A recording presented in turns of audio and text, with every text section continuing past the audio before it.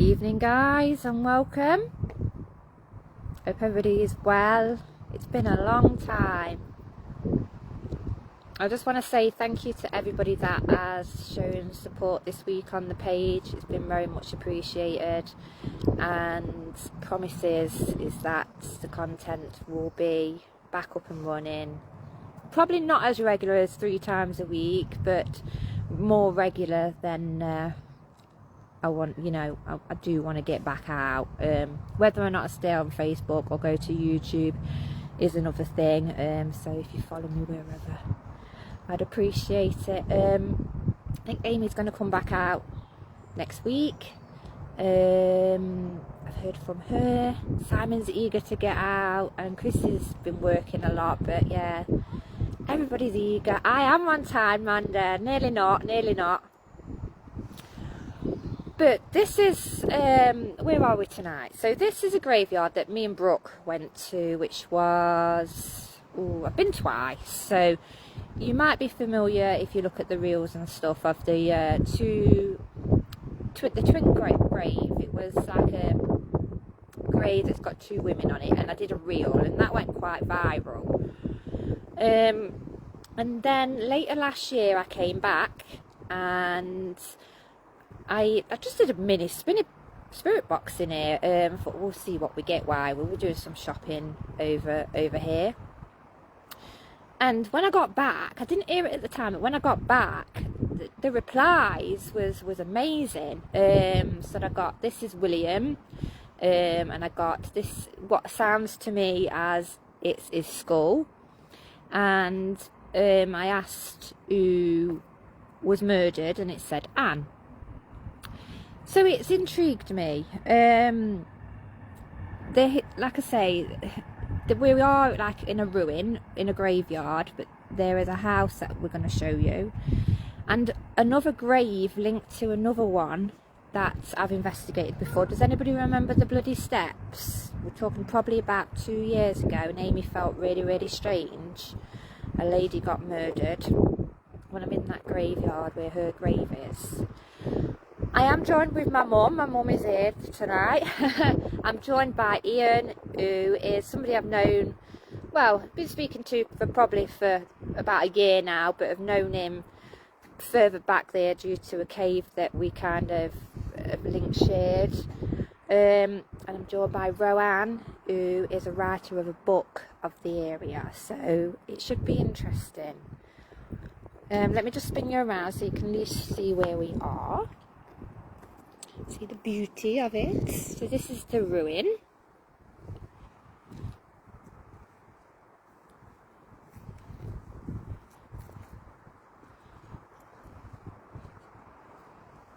So yes, it is absolutely beautiful. Hello everybody tuning on. So nice to have you all back. And if nobody has been notified and you're watching back, thank you. So this is Ian. Nice to meet you. This is Roanne. Oh yeah. So just tell me a little bit. So Roanne, you have written a book on the area. Yes, yeah. So my book's called A Haunting and a History, Tales of Rugeley and Surrounding Area. The book itself is a book of fiction, but every single story in the book, there's about 30 to 35 short stories, is loosely based or inspired by the town itself and the surrounding areas. It goes as far as, I would say, Cannock Chase. It's got stories of the Black-Eyed Children in it, William Palmer, Christina Collins, and everything in between. Lovely. And Ian has investigated many times, I'm sure, and Ian is just a brilliant history. A brilliant history of it. I see him post all the time. So we're going to take a walk up here, because this is the interesting bit as well. So yeah, so William Palmer, what do we know about William Palmer? He was a poisoner in the 18th century. Yeah, a doctor of the area. And he grew up in this house here. That was his childhood home, wasn't it? Yeah, that's where he was born. Born in 18 1924. Legend is that it does haunt the outside, because his mum apparently didn't like people coming round, and he used to have to go out and tell people off if they came round. So legend is that he still actually haunts it. And I was stood about here when I did a spirit box session, just looking straight forward to the house. How many people did he kill in total? He only got convicted of one, didn't he? He got convicted of one. He was allegedly killed all of his children but his first, who was William Palmer Jr. His wife, his mother-in-law, and a couple of other people that he knew, friends, his own brother, and possibly his uncle, possibly. He went out of town at a very suspicious time of his uncle's death. So George Abley as well, I think, was it possible for him to be in the land flag? And that's in Little Haywood, yeah. About 2 miles from here. So his first ever alleged victim. Yeah. Okay. And it was all by poison. So Churchill at the time said didn't he say he was one of the most evil men in Britain? Let me tell you, I think I've got this on my. I've made some notes. See? Have you? Yeah, I can't remember it. 2 seconds. Charles Dickens did journal his. That was it. Yes. Trial down at the Old Bailey, because before Charles Dickens wrote a lot of his books, he did publish a couple. He was a journalist, and he said he was the. He said, "quote the greatest villain that ever stood in the Old Bailey." There you go. There's been a few of those. Yeah. Sir Arthur Conan Doyle referenced Palmer in his medical and detective writings as a real-life cautionary figure. Robert Graves wrote a book in 1949 called The Hang My Saintly Billy, a semi-fictionalised novel, similar to yours sort of, portrayed Palmer in a more sympathetic light, basically, suggesting that he may have been wrongfully convicted. And it's almost certain he was wrongfully convicted.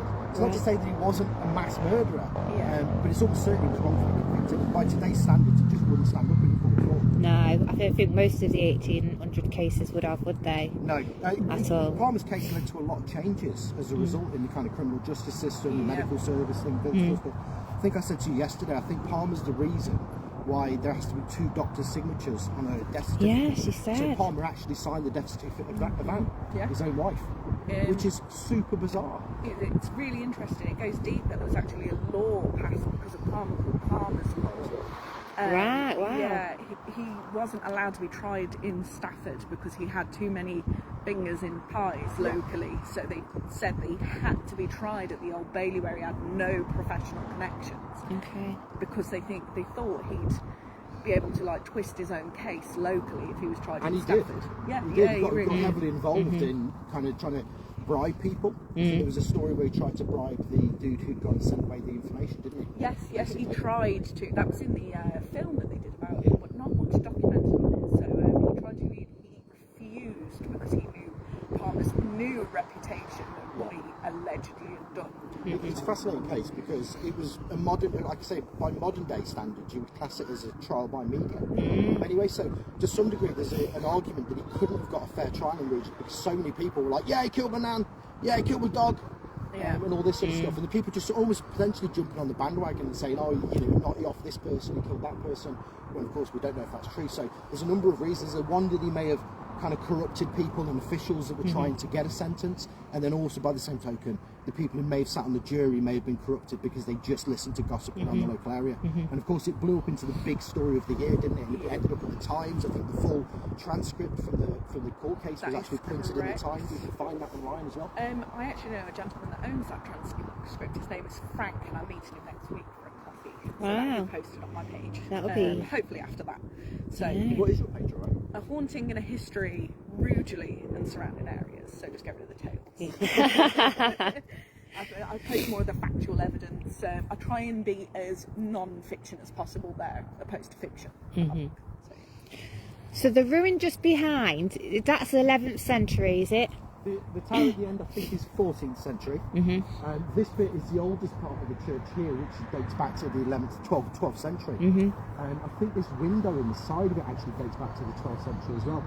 On the one side of it, it's got a lady chapel, which I told you about before. That was, I think, was built in the 13th century. So it's one of the oldest lady chapels anywhere in the country. I think they only started putting them in the 13th century, and we have one here. Weirdly in Rugeley, no idea why. Right? You can I don't actually even know what see Lady where the Chapel wall Chapel is. separates. So you can see, if you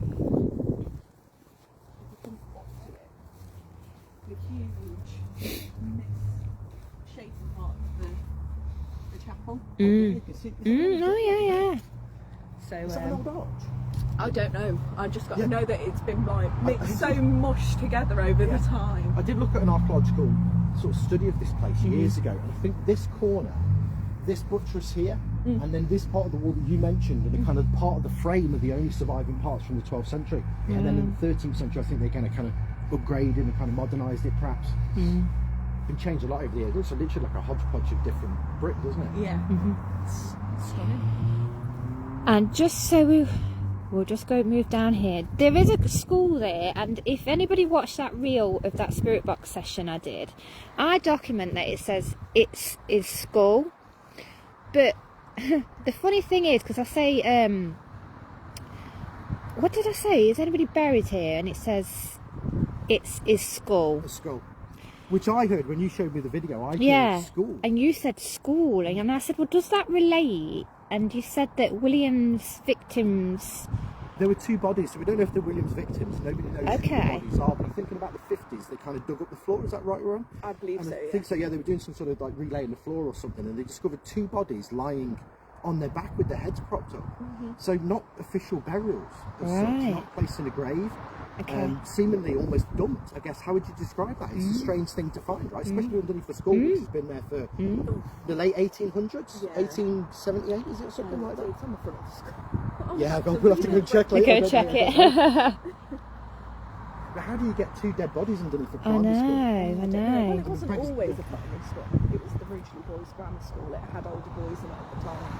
But now, yes, it is a primary school. So And haunted. allegedly, yeah. I don't think there's an inch of Rugeley, isn't it? We've got so many stories. Then this is a grave that's really unusual. So these two allegedly had the plague. Allegedly, that is. Were buried alive. And that's another rumour. Yeah, No nobody proof. knows the true story of it, to be quite Okay. honest.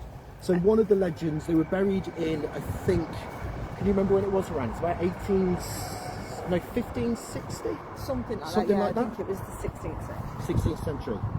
Obviously, one of the concerns was that they were witches. hence why- 16, 30, 16 something. It's definitely Yes. 16 up there, but I don't know what's before, what's after. So, See if I can find out. So Google tells me. yeah. So I think it's Eliza Hollinshead and Elizabeth Cutting. Apparently they're sisters with different names. Right. And Yeah, they're 'cause buried, I didn't get that. weird, Yeah. right? And they're buried a year apart as well. So I Right. think one of the legends was that they were witches, hence why they were Yeah. they believed they were buried in linen or wool. I think that was a thing at the time. Yeah. Probably to ward off evil spirits. And they kind of connected it, didn't they, to the Witchfinder General, to Cromwell. But Cromwell died about 30 years before these ladies died, so it can't be that. But I think at the time we were dealing with a kind of massive cholera outbreak. I think 2 or 3 cholera outbreaks, that type of stuff perhaps, and the plague as well. Yeah. And I think the linen thing is probably something people thought would either ward off evil spirits, I think is one of the legends, isn't it? Or they were bind buried there them. to bind them. Yeah, probably Yeah. bind the But spirits. because they Yeah. did get buried in linen rather than wool, they actually took that debt to the grave, didn't they? They fined them. Did they what, sorry? They fined them. How can you find someone that's dead? Yeah. Yeah. So yeah, they've actually got a debt on their grave for having that. That's wild, isn't it? That's wild. They probably hunted down the family like afterwards. But again, so this is a complete mystery in reality, isn't it? No, I don't think anybody. But really yeah, knows the you story. don't really see. I mean, look.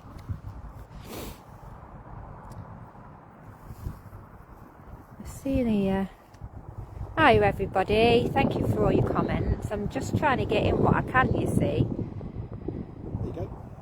So the two sisters' effigies behind a local legend. The sisters were buried alive, apparently in sacks by Oliver Cromwell. And despite Cromwell having died early, as we just told you, it's like with Wikipedia. Yeah.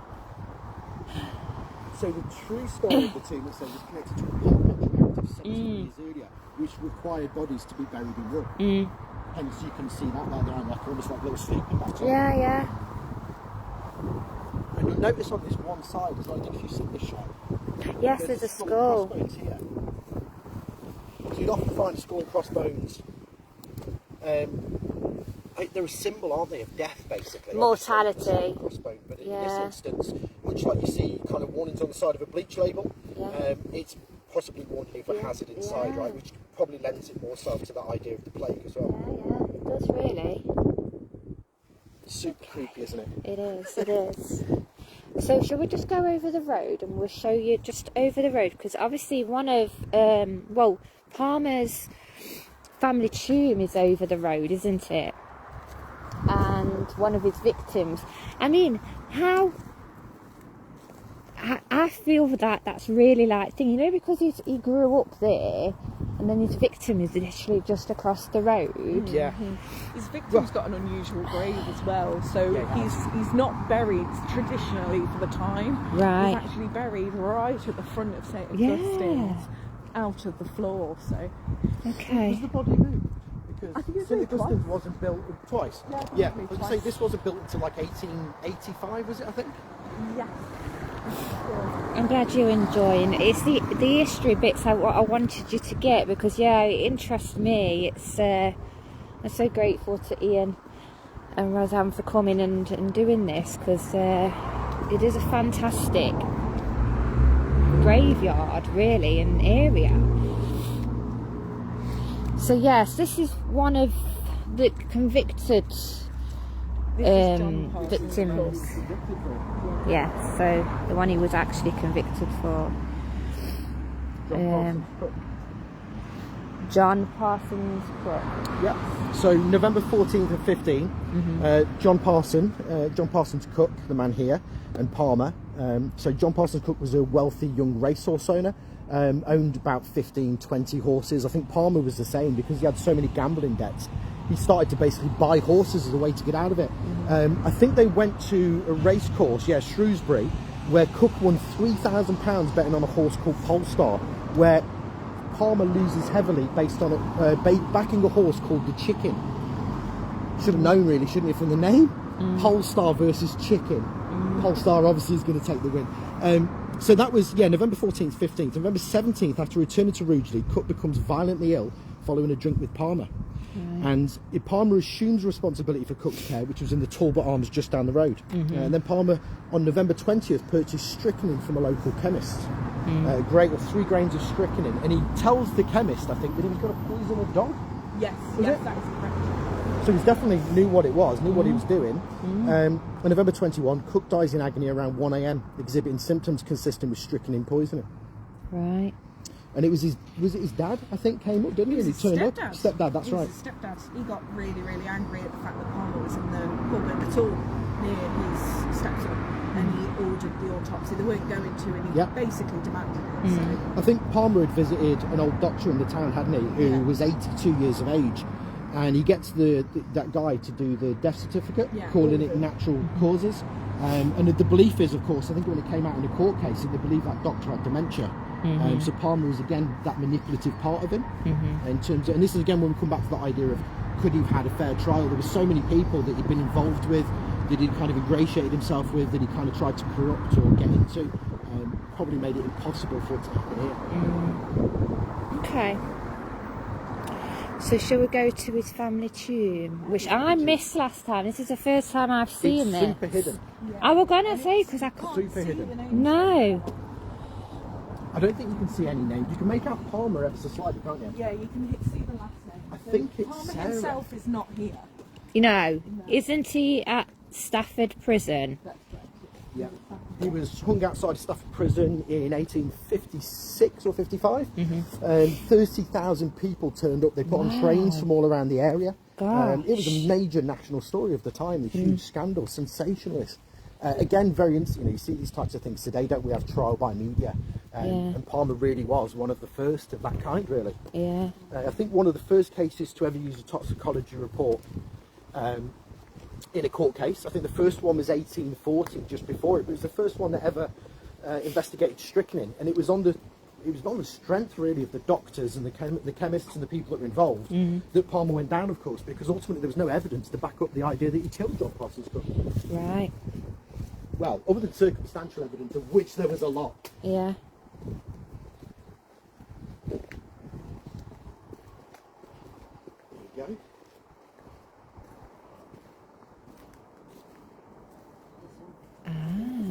Let's see if we can see it. I think you can see. Your light's going to be perfect here. Palmer. Oh, yeah. So I think it says wife of the above, George Palmer. Is that George?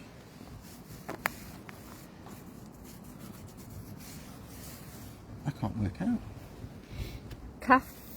Kathleen.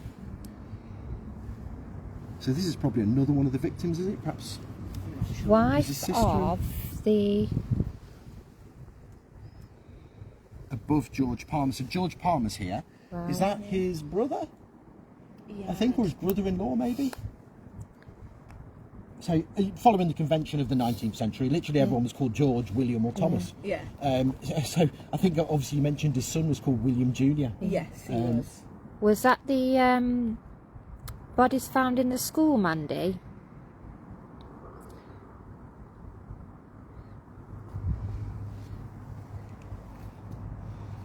Okay, so let's just nip over to Christina's. Christine's. This is where you're going to have to take her. I don't know. Just to show you that one. Yeah. So was the you know the children that was found in the school? Well, the Right, people or the that two found bodies. two bodies that were found in the school. Was they ever named or? No, I don't think they've got any idea who they are. They've got no idea of how they died. It was just a story saying they were found, wasn't it? Yeah. When they dug it up, and obviously buried in a weird position as well. Have you dug into that history on if anything was ever come of that or? I guess I've looked into it, and I'm guessing you have as well, but there's no real documented evidence. There's like one newspaper story of it from the 50s, I think, when it was discovered. Yeah. And pretty much the idea was we have no idea what it is, and that's the end of the story. Right, and then brushed under the carpet. Brushed kind under of the thing. carpet, yeah. I mean, obviously today it would trigger some sort of forensic toxicology report. We may have been dealing with extra victims of Palmer's. They may be from a completely unrelated case. But it's weird how it's all kind of like linked. So the When you local said show me pub, the video, and I just heard under the school or something, or the school straight away. The pub I have tried to get into to do an investigation. They might let me in at some point. But the autopsies of Christine that we're going to now, and of John Parsons Cook. John. Both took place in a pub called the Talbot Arms. We're maybe dealing with two separate pubs, but certainly the one where Palmer, where John Parsons Cook was, his autopsy took place, was the very same pub in which he died in. Yeah. And they kind of just brought him downstairs, slapped him on the table really, and just went, okay, and went in for the kind of... And the weirdest thing is that Palmer actually was included in that autopsy, wasn't Yeah, it? yeah, and again, I think this led to law changes so that this couldn't happen. Of course, effectively, he's a suspect at this moment. Yeah. He goes and gets himself involved. He oversees it, and I think there's a young sort of surgeon from Stafford who comes across, and his assistant. His assistant was reported as being absolutely paralytic. Palmer kind of nudges him. So as he picks up the contents of the stomach, Palmer nudges him, knocks the contents of the stomach out on the floor, and then quickly goes, hang on a minute, I'll just help you out, puts it all into a jar, takes the jar, disappears. Doesn't look sketchy at all, does it? Bear in mind that you're kind of on the rack for this one. Yeah. Yeah. But he went on further. I think he tried to bribe a young lad who was taking the contents of the stomach for analysis. He tried to bribe him. That failed. And then following that, when the analysis actually came back, he sent a letter, I think, didn't he, to the local sort of coroner. And he said, oh, what you should do is find that he died of natural causes. By the way, here's £10. Is it this one? This is the one, I think it is. So yes, I don't know if some of you said you do remember. So yes, so Christine Collins, she was killed on what is called the Bloody Steps. And me and Amy went and investigated there, and we had like a male's voice come through that night. And she was killed by 3 men, wasn't she? 3 men, and it's a tragic story as well. And of course, just again highlights the difficulty women have, even today, getting about on public transport. But this was quite heinous, and again led to law changes as a consequence. So she was 37, she lived in Liverpool. I believe her husband was working in London, and she was heading out to go and see him. And of course, at the time, there was very few ways to get about around the country, probably horse and carriage or something like that. So she took a canal barge with 3 gentlemen who were moving, I don't know what it was now, was it like gypsum or something like this? And a shed load of rum as well, I think, of which they were skimming off the top. So she reported they were kind of making approaches to her, they were being kind of vile and rude. And she goes to Stone, where there's actually a statue of her outside. Yeah, I've been trying to find And she reported at that. Stone, and they basically, oh, don't worry about it, just carry on, you'll be fine. Of course, we now know what happened, of course. And she was, at some point between there and Stone, I believe she was raped and murdered, strangled, and then she was tossed overboard into the water. She was brought out a bridge just down the road, and she was taken to the Talbot, as we mentioned. So yeah, it does say on her grave, having been Did you most... mention their names? It says Christina Collins. Yeah, there it is. Robert, that's Yeah. the husband, Robert. Been most Barbarously. treated, was found dead in the canal in this parish on June 17th, 1839. And you'll notice fresh flowers as well. I know. And I think the story appeals to a lot of people, and I mean, we even was investigating it at the time. It's truly heinous, isn't it? And a tragic story. Amy was a bit beside herself. Like, she really did struggle to investigate it. Just the whole story, really. Yeah, it's really tough. So James Owen was the captain. A man called George Thomas was a crew member. William Ellis was a crew member, and William Muston was the cabin boy. I believe William Muston, I don't know if he was sentenced. I think one of them was sent to the penal colony in Australia. Yeah. If I remember, and the other 3 were hung. Yeah. If I remember correctly. So yeah, during a stop at Stone, Christina expresses concerns about the crew's behaviour to a clerk. The clerk advises to report any issues on reaching London. Wild when you think about it today. I mean, that's another 120 plus miles to London, and probably over a week's worth of travel. Not exactly safe, really. No. And it led to reforms, like I say, in terms of how women and people were transported around on the canal network. Ultimately, I think they had to change the law to basically make sure that some checks and balances were put in place, that people they knew who was travelling and what particular day, and I guess some sort of tabs were kept on that as well. So yeah, the boat arrives at Rugeley. Christina reportedly complains about the crew's inappropriate behaviour to the toll clerk at the wharf. Despite her concerns, she continues with the journey. Again, she had no choice, unfortunately.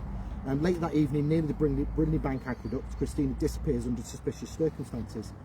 She was found in the canal near Brindley Bank. I believe it's actually further down, where you mentioned about Levermore Lane. And yes, there's evidence of an assault and drowning. The investigation, crew members were arrested and charged in connection with Christina's death, and it was taken place in Stafford in 1839. James Owen and George Thomas were found guilty and sentenced to death. William Ellis convicted of a lesser charge and sentenced to transportation, so that's him going to Australia. 11th of April 1840, James Owen and George Thomas are hanged for their crimes. Just 15, 16 years before Palmer. Yeah. And makes you wonder sometimes, it was such another massive, huge story, how that may have impacted on a man like Palmer, who clearly was probably some sort of narcissist, I would imagine. He was some sort of massive, sociopath. major addiction on top of it. Apparently it happened straight out of school as well. His behaviour had been noted from the get-go. He was stealing from his professors and things, and he got kicked out. He worked as a chemist, didn't he, in Liverpool? Yeah. So he was told he wasn't allowed. His brother went and took his place at his apprenticeship instead, so that the family didn't have like a complete ruin to the name. His mum paid off his debt. So it started from a young age, really, and then it just spiralled into murder.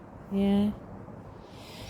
So And she's supposed to haunt the steps. We didn't get her through that night, but we did have a mail come through. He kind of appealed that he didn't do anything.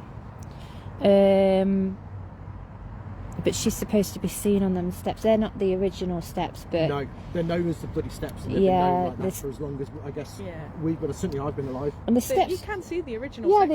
they're next just to it. behind it, aren't they? Literally just behind it. No. But yeah. Right, so let's walk up and then we will do a spirit box session, and I'll do some EVPs just to see if we get anything else. But I think it's just amazing hearing the history, and kind of I could come and retell it, but I wouldn't not retell it as brilliant as these two have, because you know, I've done little bits and bobs, but yeah, these two have really delved into it, and fantastic, really, you know. And I will be buying the book. We'll be buying the book. Enjoy learning about our little town. Well, they seem to be that they all enjoy it. They said, was Christina's story on TV? Yeah, so Christina Collins' story was made into a morse called The Wench is Dead. Okay. Which was only a few years ago, and I think it was revisited a couple of years ago. There's a TV show where a couple of investigators kind of look back at old stories and question the validity of them, and sentencing again, and I think they also looked at that one again. It kind of proves that changes were necessary, let's say, in the justice system at the time, ultimately, for how these things were allowed to happen or continue to happen, I guess. Has there been anything on Palmer's story? It was a short series film sort of thing that come out. Yeah, I'm surprised. In the 90s. Yes, and it was really, really, really good. Yeah, they recreate Rugeley really well, and it's true, don't they? Did It's bizarre. Even like the church in the background's almost perfect. Yeah. They do such a good job at it. I can't think of what it's actually called. Is it called The Trial in Life? Life and Crimes of William Palmer, I think it's called. You can find it on YouTube. Yeah. Oh, I'll have to have a look. Yeah. It was a big event in the town when it happened, I think. People like our little towns on TV for all the wrong reasons. And obviously they were going to rename the town, weren't they? Yes, Palmer's Town. Was but it? not because Palmer of, was the... Yeah, it was because of not because of Palmer. It was because of one of the Prime Minister at the time Yeah. was Palmer. So he was like, I know what you could do. You could rename the town, name it after me. And they went, well, you're called Palmer, so we don't want that. that's the last thing anybody wants. There's a great story in a local newspaper. I'm gonna go over and just show them the front. I might do a spirit box session outside the house. Is it a house now? What is it now? It's actually a work office. So Okay. Like, yeah, Media company or something. yeah, Okay. people work there. It's a stunning building. It is a stunning building. So William's father was a timber merchant, and I believe the timber merchant was around the back of the house. Right. So it's kind of where all the kind of barns are and stuff like this. Super wealthy. He died when William was young, and it left all of this incredible amount of money, which is about 5 million by today's standards. Left it all to the wife, and hence why Palmer gets involved in trying to extract that money from her by means of gruesome death, unfortunately. Brother actually had rights to the whole estate, and he was really, really nice, and he distributed it evenly. That's right. He didn't have to. I'm assuming that's the guy we've just seen, isn't it? George, I'm assuming that's the guy down around So there. yeah. Hi, Emma. He left £70,000 at the time, Yeah. which is about 6.6 million Wow. in today's money. Gosh, a lot of money. I think one of the things that made him rich was he bought and sold wood for the landed gentry, because there were so many manor houses. We mentioned Hagley, of course, before when the caves on. There were so many manor houses around here at the time that he became a super rich man based off of this. And obviously when he passes away so young in William's life, William ends up with no kind of authority figure in his life, and a mother who just enables all of his abuses, really. Kind of covers up for him, as you mentioned. William's a chemist. He went to a chemist in Liverpool where I think he was worked, and he was caught, basically, we asked every day to take the mail down to the sort of post office, and he was basically letting the money go missing, so he was sending this money off to pay bills to wherever he was. He was never making it to wherever it needed to go. So one of the chaps follows him, hides in a doorway, and watches Palmer going through the mail, taking out the money. Yeah. And of course, I don't think at the time, he was going to go to jail, wasn't he? His mum sort of sweeps in, pays off the bill, and basically goes, don't send him to jail, he's my Billy, you know, he's a nice kid, really. And she done that a lot. Did she? Well, she would do. I mean, mother's love and all that. I mean, Yeah, and she literally, he was failing, so he comes back here, he becomes an apprentice to a local doctor. He then starts, I think there's reports, and if it's here, but he was stealing kind of medication, wasn't he? Yeah, he was. He stole poisons again, but they used that quite a lot in medicine. So it wasn't that suspicious at the time because they took bits of everything to make something else. I think that was another law change that came about as a consequence of Yeah. that. It now have to be a proper official signature.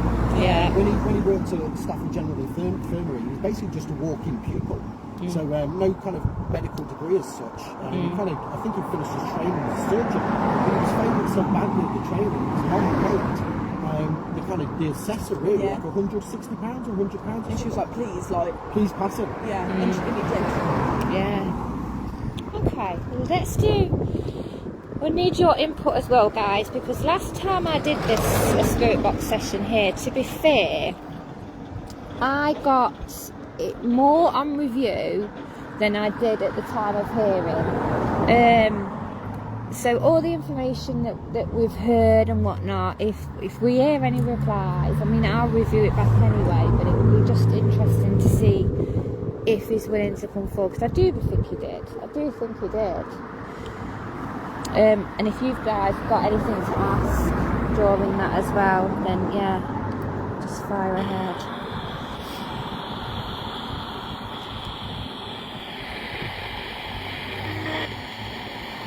So I'm calling out to William Palmer.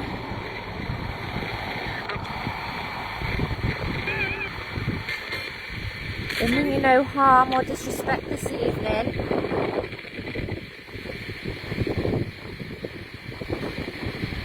Last time I came here, I believe you may have said your name for me.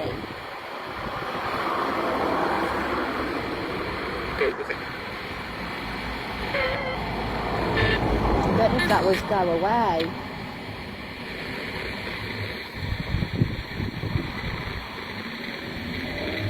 If you're here and you're aware of this, can you say your name again for me, please?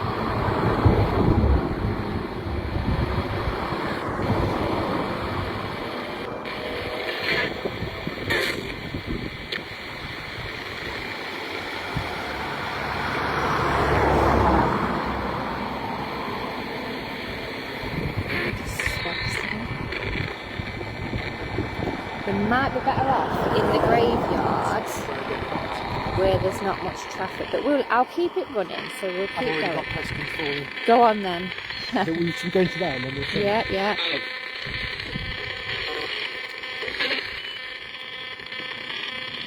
Do you protect this graveyard, William?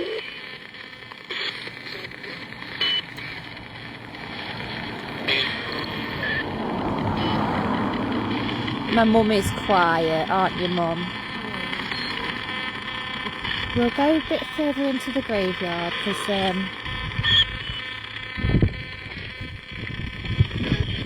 Tracy says years ago there was Christmas cards with this house on it.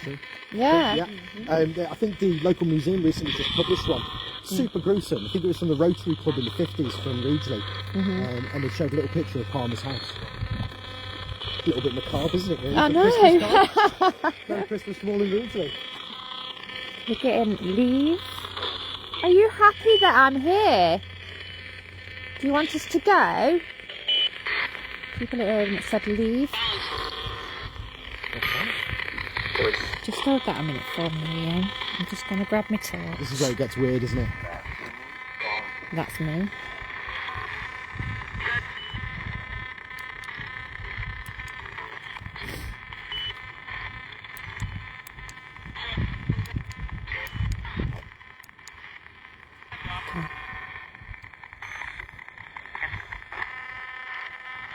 Can you tell us whose house we are facing?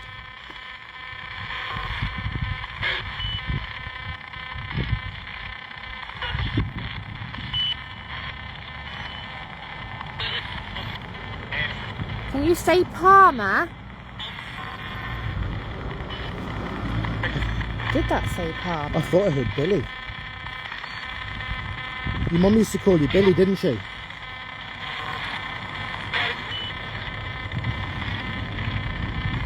Do you prefer William? Do you prefer Billy or William?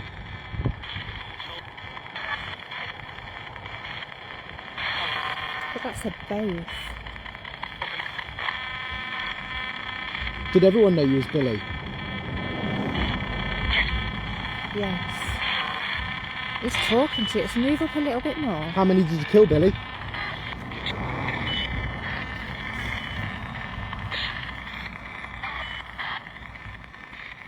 How many was it? 10. Oh, what the heck? Was that 10? 10. That was a super Clear as we've day. heard. And Mandy heard William. Yeah, I thought so. Billy. Billy, did you hear Again, that? yeah. Sorry. Is I that what heard it was? sorry. Are you sorry for your crimes?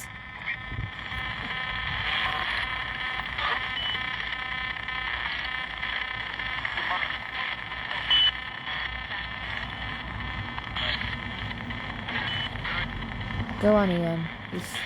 They sentenced you, Billy, for murder by strychnine.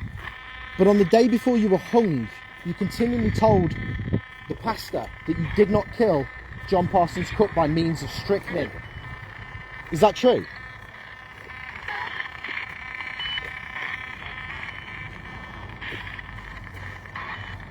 How did you kill him?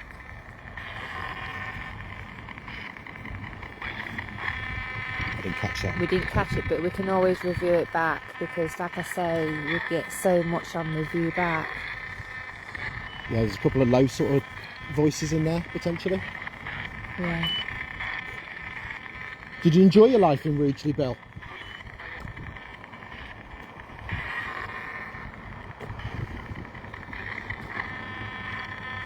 We have been to your family's grave, your family's tomb.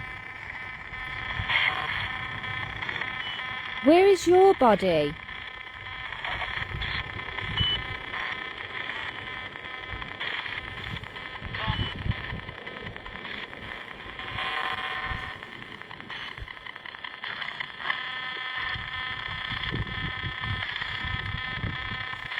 When I last came, you named one of your victims as Anne, and I then later found out that that was your wife.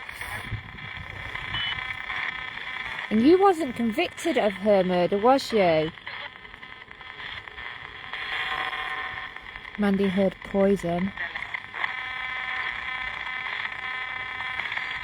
What type of poison, Billy?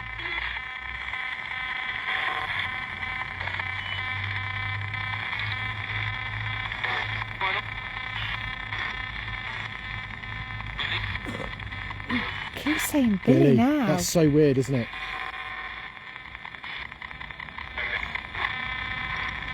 What poison was it, Billy?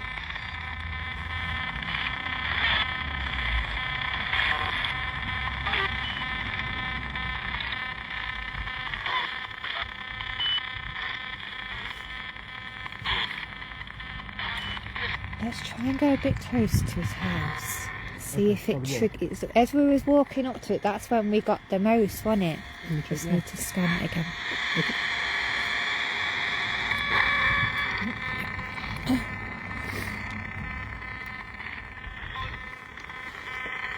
It's scanning. I've just checked the number there. Get out. Are we getting too close? Get out. Can you hear that? Everybody knew what you were up to, didn't they, Bill?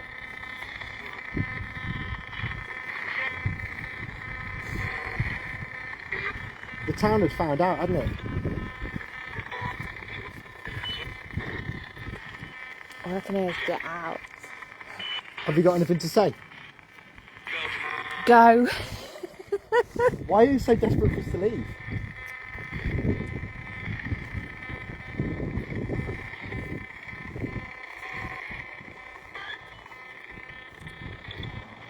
Did you intend to kill so many people?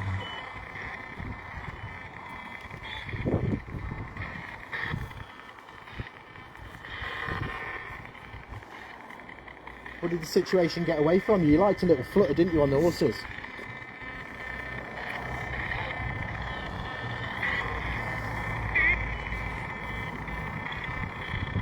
Can you remember the horse you bid on?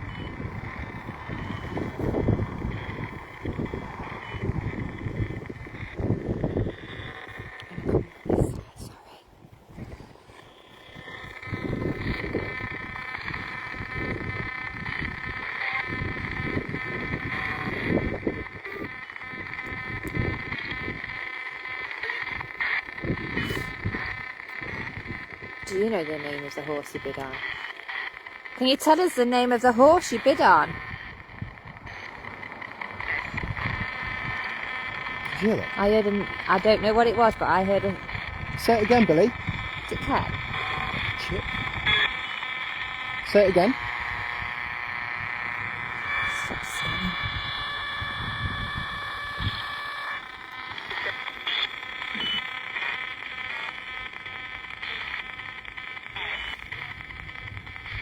Can you say it again? Any names we do get, I can corroborate anything because I've got all of the names of the victims. Okay.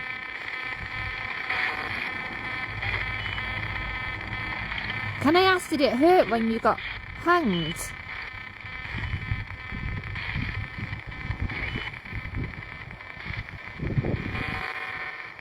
People wanting tips for the Grand National over here. I've had a little flutter as well, Bill. I'm hoping for better luck though.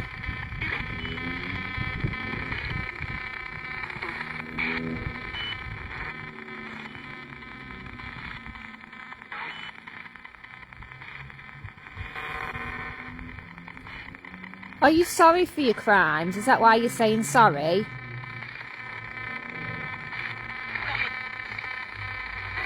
If you are sorry, can you say a clear sorry one more time for me? If you are truly sorry.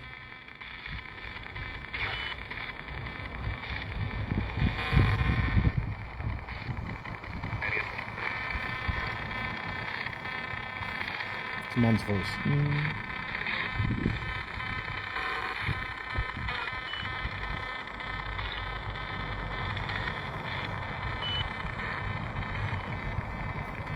Where would you have stopped, Billy?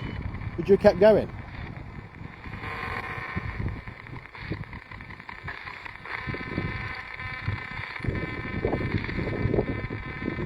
Do you know how many people went to your hanging? 30,000 people. Did that say C-U-N-T? Cats or something, was it? I'm really swearing. That's why it's pretty good to have it on review, isn't it, afterwards?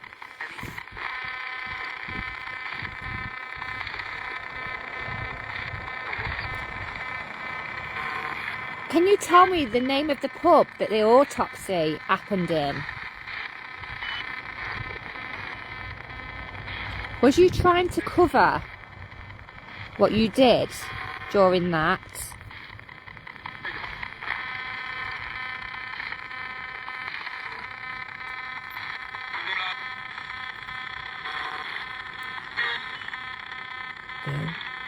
Do you a Bill then? Yeah. How old are you, Bill?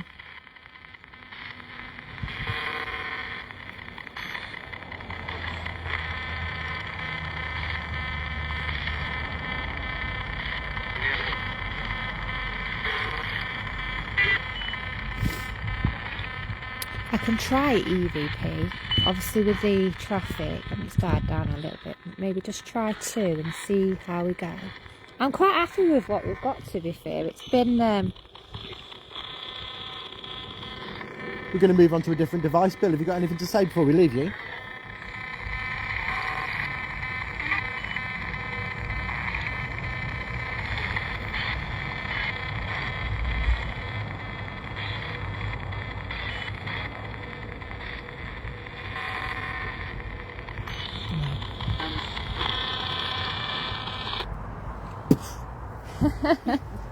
Can I just give you that a moment? Yeah, no worries. I'm super blinded. We'll swap over that. There was no point with bringing masses of equipment out because it's windy and whatever else. So I thought, well, if we just stick to the basic. Now this feature has one of 2 features. So it either has like a white noise that can go through the EVP, or you can just have pure recording. I'm going to get you to ask the questions. I told you to have questions when it came off. You get personal, don't you, in that sense? So what would you prefer to have? Because obviously you get the white noise, kind of staticky, but it's like a spirit I'm box. happy either way. I mean, maybe you guys would want to tell us. I always like, we'll try one of each. I normally, the ones I've done in the past have had the static in the background, yeah. normally. Okay. So.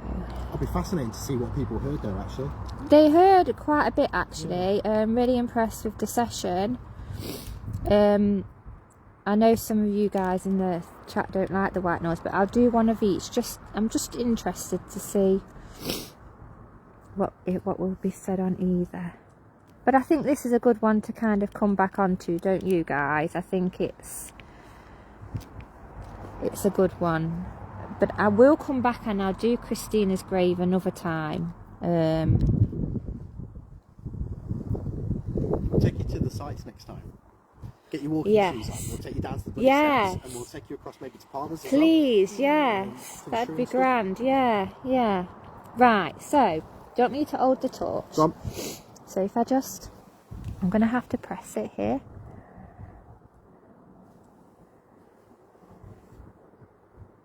Okay, we're good to go. How long do you record for? We'll just go with the flow, yeah? Yeah. It's on, it's recording. So now Ian has a different device in his hand. And you can come and speak into this device.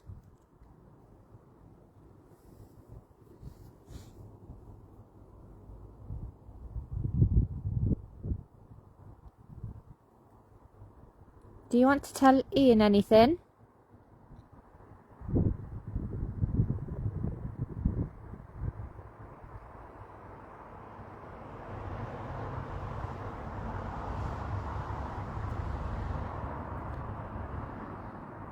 Anything to ask Ian? No, do you want to have a listen first, and then we'll see what we get? Yeah. It's on you. I can't see stop. I can't see anything anymore. Sorry, have I shined that torch in your eyes too much? I'm super light sensitive at the best of times. I'm like, ah. Let me just give you that a minute because I've got to get the speaker for it.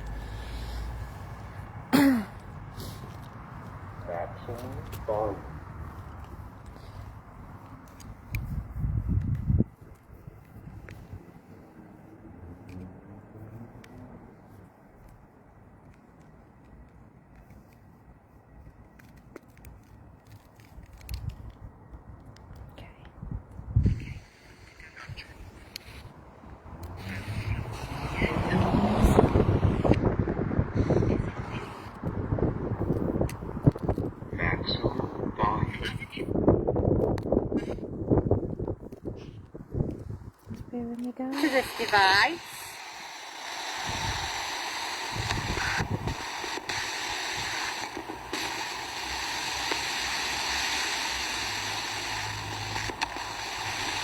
Do you want to tell Ian anything? That's wind.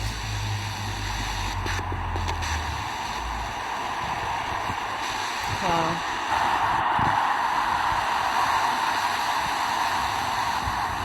Ask Ian. So do you want to have a listen first, then we'll see what we get? I'll try another one. Okay. I'm just going to kneel down. I'm just... Right. We'll just do one more and then we'll wrap it up because I don't know how long we've been, but quite a while. And Ian is shattered, aren't you, Ian? Yeah. Sorry, it's ADHD, isn't it? Oh, bless you.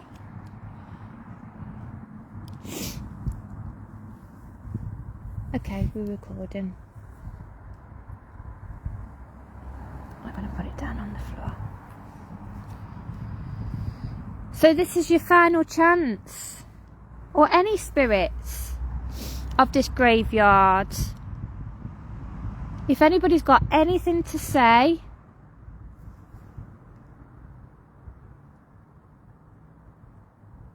please come forward and speak to this device on the floor.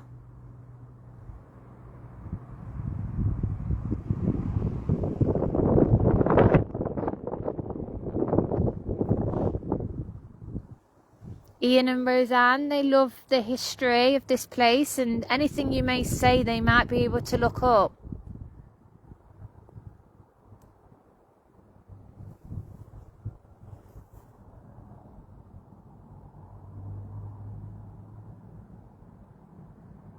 Even if you can just give me a name.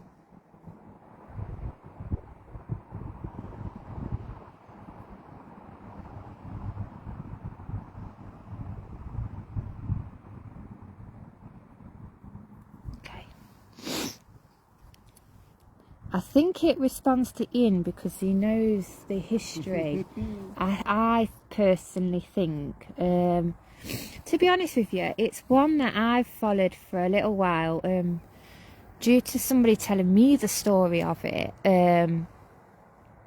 So yeah, that's kind of how I got intrigued by it, and it kind of does grip you a little bit, where you want to just like dig a little bit more and more and more, don't you? It's a fascinating case, isn't it, Palmers? Yeah. Yeah, I mean, I know that I haven't been live on the page, guys, but I've still been doing things like off the page, like, and yeah. So Probably I've gone back to my roots a little bit. this is the best way, right? I think pen and a paper and kind of the human medium in that sense is the best way to kind of bring information through. Yeah, how you think and feel sometimes. Yeah. So we heard, and again, spirit boxes are up and down sometimes, but we heard the number 10, right, in spirit box. Yeah. So let's just go through some of the victims, potential victims of Palmer. Okay. Right? Yeah. There was his mother-in-law, Anne Thornton. Mm-hmm. She was found apparently by Palmer drunk in her house. Mm-hmm. He brought her back to the house and she died 2 weeks later, a horrible death. There was his associate, Leonard Bladen, who loaned Palmer £600 and then basically won big on the horses. Very similar story to John Parsons Cook. He died at Palmer's house after Palmer invited him back. Horrific death. That's 2. Mm-hmm. He killed 4 of his 5 children. That's 6. And their names are Elizabeth Palmer, Henry Palmer, Frank Palmer, and John Palmer. What's gruesome about those deaths is the oldest of those 4 children, and these 4 deaths happened over a 5-year period as well. The oldest of the deaths of those 4 children was 2.5 months. The youngest was just 4 hours. Oh. That's 6. His wife, Anne Palmer, that you mentioned, she died suddenly at age 27. He'd just taken out a £13,000 life insurance policy on her. His brother, William Palmer. So what's that now? 8. Yeah. And the murder of John Parsons Cook, of which he was convicted. 9. 9. And number 10 was George Ebley, the first person he was allegedly apparently killed. Those are his apparent victims. So they are 10. 10. Wow. He was meant to, people believe he possibly killed up to 13 or 16. Yes, but it's super interesting. We heard very clearly 10 of those words that came out. Actually and documented. 10 is the number. Yeah. Wow. That is good. That is good. Let's just listen back to this then.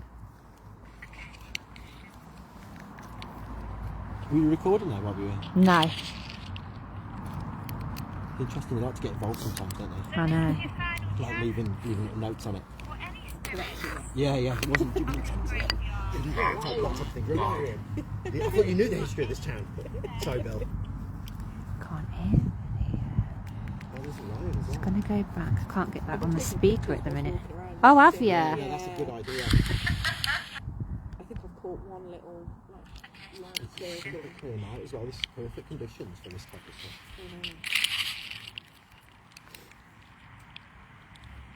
So this is your final chance, or any spirits of this graveyard.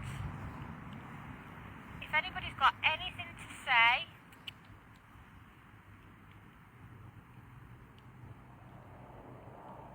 please come forward and speak to this device on the floor.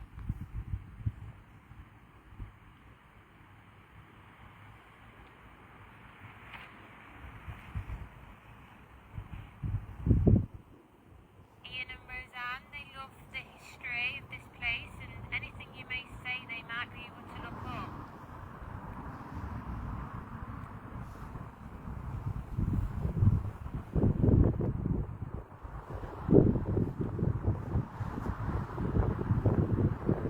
Even if you could just give me a name.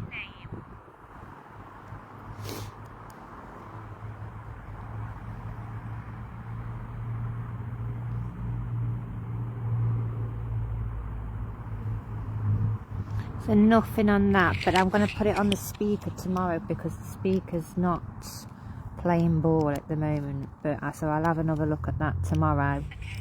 But yeah, I'm really impressed with that 10. That was crazy. Really impressed, and just waiting to ask for a while. That is. yeah. just the William coming through and the Billy, because I didn't even know his nickname was Billy. His So mum calls him Billy. My My Saintly Billy. So I think we'll wrap it up there, guys. And I do hope that you two can join us again, because I've really, really enjoyed it. Having us. Yeah, and you know, if we did do the Bloody Steps or something a bit more quieter and a bit more thingy area, I want it so can do it. And it's just got such a condensed history. I just wanted to kind of get it all in one night. So yeah, but thank you, and everybody's really, really enjoyed it, and they think you're fantastic. So yes, thank you guys. Maximum volume. And I promise I will not leave it so long next time. Like I say, ideally Thursday I think I'll go out and do something again. I get a new car, so I'll get that Tuesday. So yeah, Thursday I will be back with you. Okay, so thank you everyone again for all your support.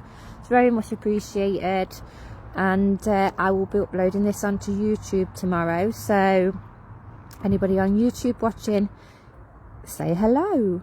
All right then guys, thank you. Bye-bye. Bye.